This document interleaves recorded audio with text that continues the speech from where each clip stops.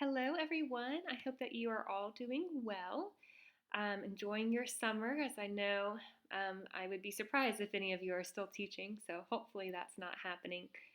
So happy summer to all of you, and I've really enjoyed the class thus far. Wanted to touch base about a couple of things.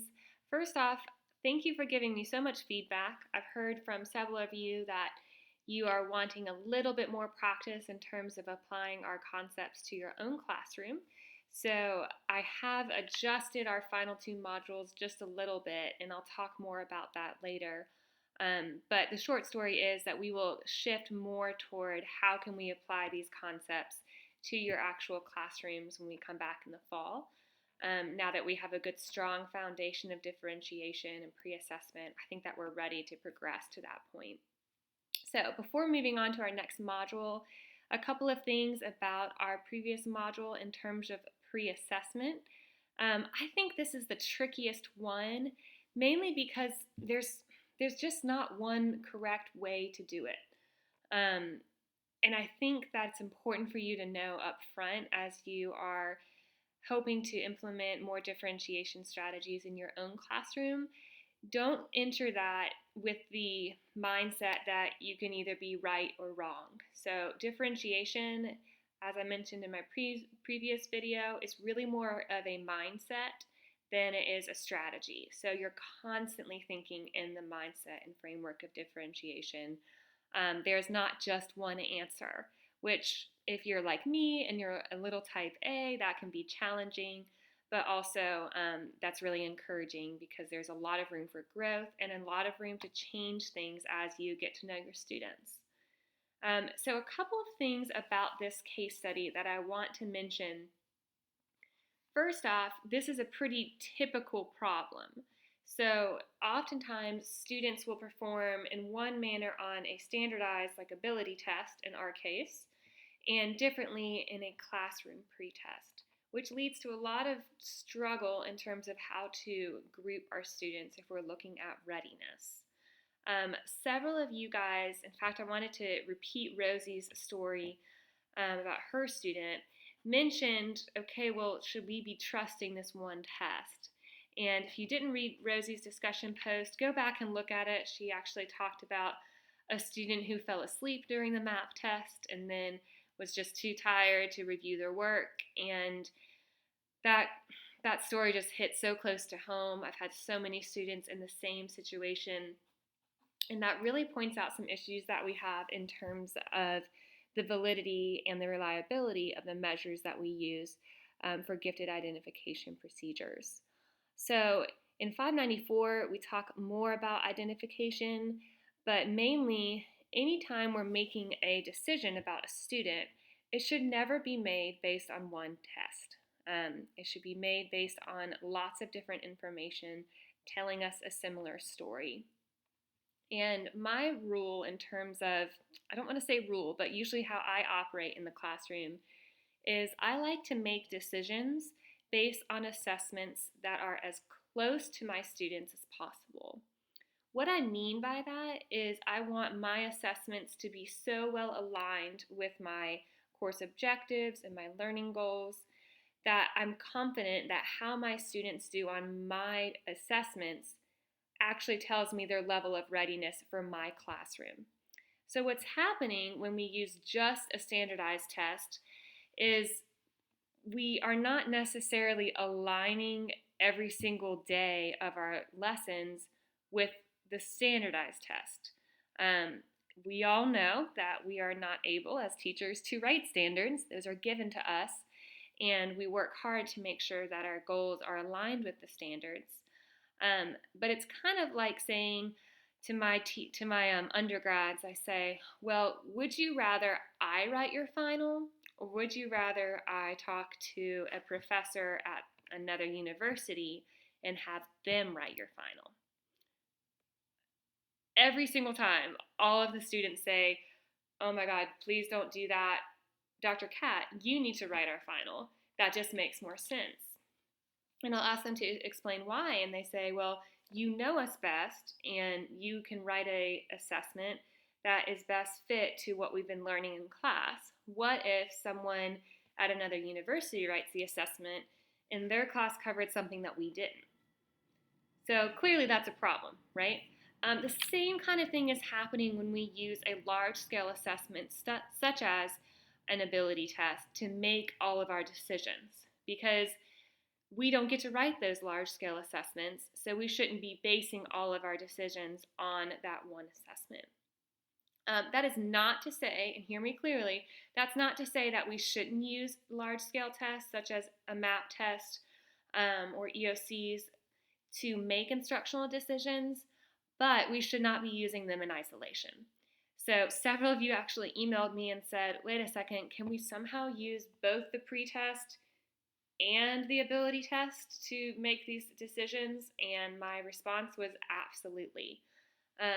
So like I said, there's not one clean way to do this in terms of differentiation. But when we're looking at placing our students in groups according to readiness, we want to think really carefully about how we're measuring that readiness. Am I measuring it based off of a standardized test when I don't even know what was on that test? Or am I also measuring it based on a pre-assessment that I wrote that is aligned to the course objectives that I plan to cover? So really, this case study is just such a good example of you've got to triangulate. You have to use multiple pieces of evidence to determine where your students are. So I was happy to see several of you guys honestly struggle with that. As I mentioned in my email, this is not a case study that has a right or wrong answer, and you're meant to grapple with this. And because of that, you start to see the importance of really thinking through which assessment you're using. So at Winthrop, one of my main courses for the undergrads is an assessment course, and pretty much all the students come in and they do not want to take that class. It freaks them out. They don't like math. That's what they always tell me. And they just don't really have any interest in it. So it works well because I also don't love math, and data has always kind of intimidated me. But through my own research and my own teaching, and now teaching the class, I have a new perspective on using assessments effectively. If we are using an assessment to determine readiness, we better be using a good assessment. That seems really obvious, but you would be surprised. I'll walk into teachers' classrooms, they're using a pre-assessment they pulled off of Pinterest that they didn't write, and then they're using that to group their students based on ability. And that's dangerous. So you do really want to think about which pre-assessment you are using in terms of informing your differentiation decisions. Looking into your discussion post about why instructional grouping is so important, I was really impressed to see you guys dig into this. Brad did a nice job talking about the importance of flexibility. So a lot of times when I start talking about differentiation, I get very negative feedback in the sense of, well, it's not fair to have like the blue group and the yellow group and the red group.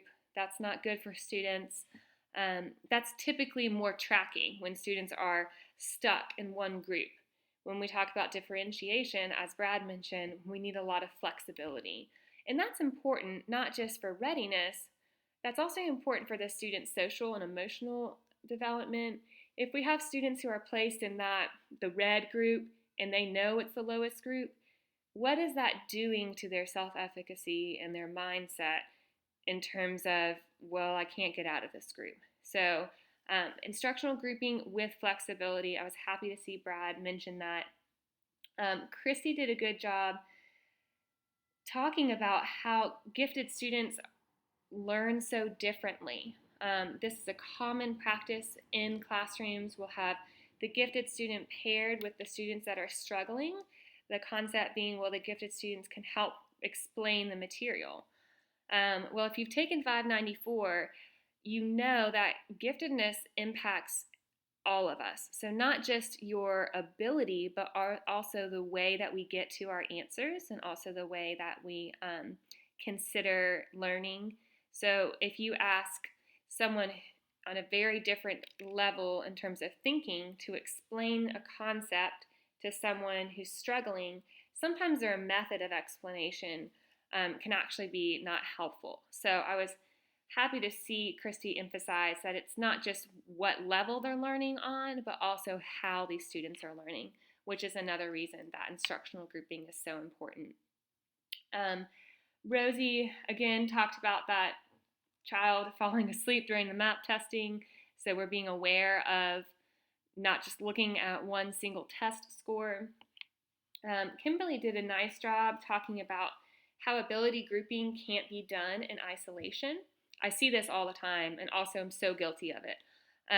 I'll do like half of the work. So I'll give a really good assessment. I'll analyze it in terms of strengths and what my students need to work on, and then I do nothing. So it's like you've done all the work and you're looking for trends, but then nothing changes. Or I'm using grouping in the classroom, but really the groups are just doing the same thing in smaller groups of students. So really thinking about how all of these pieces work together.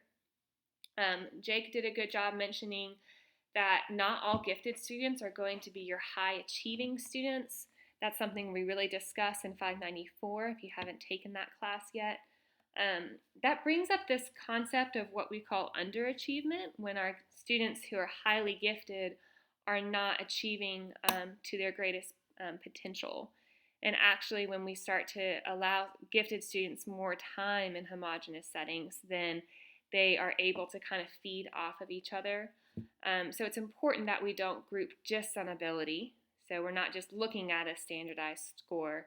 We're also looking at other factors so that we can encourage those underachievers to maybe start working a little bit harder.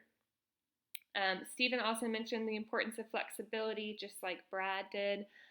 He did a nice job emphasizing how that helps us focus on progress and not just product. And another, sorry, I'm just running through a laundry list. There are so many good things. But one last point that several of you guys got to was this concept of the lack of alignment between identification and services. So we'll see this a lot. Students are identified as gifted, maybe based off of a math score and other decision-making components, such as, you've got your ability testing, but also achievement, maybe even a checklist. But oftentimes, as we get older, students, quote, make gifted because of either reading and or math. So what happens a lot of times is there'll be students who have demonstrated giftedness in mathematics, but then they are served in English, which is a huge problem. So we have a lack of alignment between the two. So you guys got into some really interesting conversation about that, and I think that's a really important consideration, because you may have students who are identified in your class as gifted, but let's say you're an English teacher and they earned that gifted label based on their math scores. If you don't give a pre-assessment, you're probably assuming they're gifted in everything. They could be twice exceptional. I have a student who is twice exceptional right now, and she's one of my advisees, and she has dysgraphia, a lot of struggle in math, but she's super gifted in writing. So you have to really get deeper into what does this giftedness actually look like, because it's not all the same for every single student. So that's just even more reason to make sure you're giving a good pre-test and following through with that. One thing I did want to mention, this is also a question for you all, but when giving a pre-assessment, I'd like to hear more about how you have used that data or analyzed it. A lot of the pre-assessments I do are quizzes in my undergrad classes, and I give them online because the Blackboard that we use will kind of sort the data for me, and it will tell me the percentages of students struggling with different problems and help me look for trends. I've also done several of the strategies that we discussed in your library content, ranging from the KWLs and from graphic organizers. But I'd love to hear more about some strategies you may have used or wish to use in terms of gleaning the data that you need from pre-assessment. Okay, so here we are. We talk about differentiation. We're always thinking about content, product, and process. We're keeping in mind our students' interests, their preferences, um, and their readiness. Then we talked about, okay, what are the different methods that we can differentiate in terms of grouping, and how do we make those decisions? We base those decisions off of well-designed pre-assessments. So you're starting to see all of the components of differentiation come together. If you are not overwhelmed at this point, I would love to hear from you because I would like to learn how not to be overwhelmed. So it's a lot, right? We've got a lot of different things going on. And for that reason, now that you have this big picture and you've read a bunch of case studies, which for the most part are a little bit idealistic, I know I didn't always have the opportunity to co-teach with my gifted students, or my gifted teacher rather. I don't always have the opportunity to bring in experts from the field to help my students in small groups. Um, let's be real, we don't all have the same resources. So now that we understand the foundations of differentiation, the importance of assessment, I want us to spend these last two modules thinking more strategy, thinking more, okay, let's start small. What's one thing that we can do, and how can I apply this to my classroom? So for this next module, we are starting with critical thinking strategies. And next week, we will cover creative thinking strategies.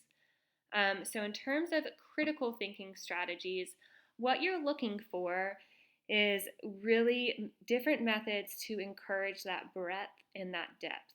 So how can I take the students deeper and really start to interact with the material? So one thing up front, this week will look a little bit different. There is no case study for this week, so you're not doing a typical case study response discussion as you are used to. This week you have one assignment, and that is entitled, I think I titled it Critical Thinking Application. So basically what you are challenged to do at this point is to review the material that you have in your library sources.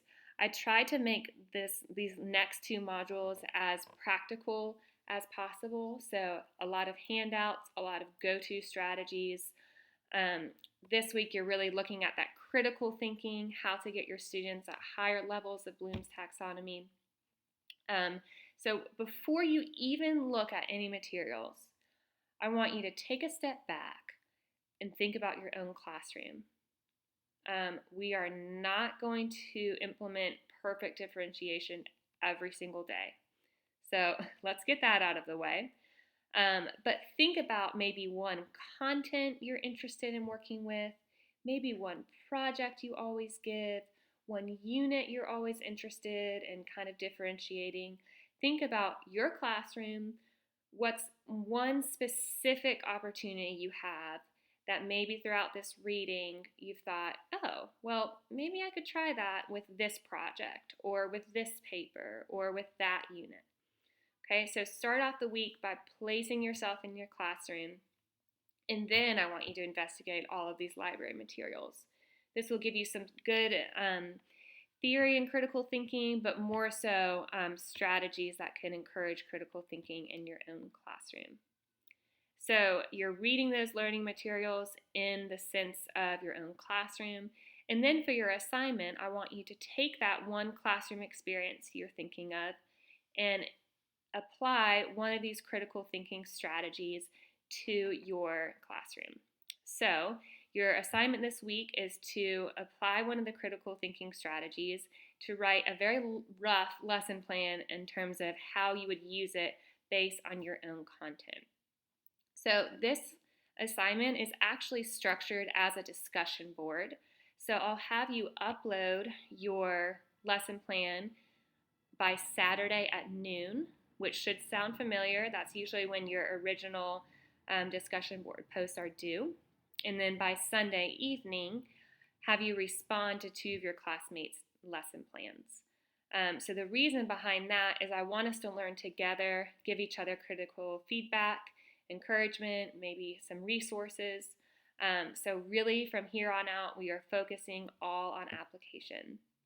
If you look within Blackboard, there is a rubric that's associated with this. I'm looking for specific components within that lesson plan, so those are all clearly listed. In addition to that, looking for good, clear articulation and really thoughtful responses to your classmates. So when you're writing up this plan about how to use these strategies, you are not required to cite any sources, but I do want you to cite at least one source for each of your responses to your classmates. So how does their lesson plan show that they are meeting the needs of these gifted learners, and provide some evidence to convince me of that. So again, just to clarify, you only have one assignment this week. The first lesson plan, you need to post that to our discussion board by Saturday at noon. And then by Sunday evening, I'm looking for those 2 responses to your classmates' posts. Looking forward to reading what you guys are thinking up. Really, creative thinking is more my bread and butter, but it often overlaps with critical thinking. So a lot of these strategies are just so good. DeBono's 6 thinking hats, which you'll read about, is one of my favorite. I have used that in kindergarten, and I have used that with my undergrads. I have also used that in professional development. So these strategies can really be easily applied to various different content areas and levels. I'm sorry for talking so long, but you guys are giving me so many good discussion board posts that I had a lot to go from. So as usual, you know how to contact me if there are any problems, and please continue to provide such helpful feedback so we can make the course as effective as possible. Thanks, and have a wonderful week.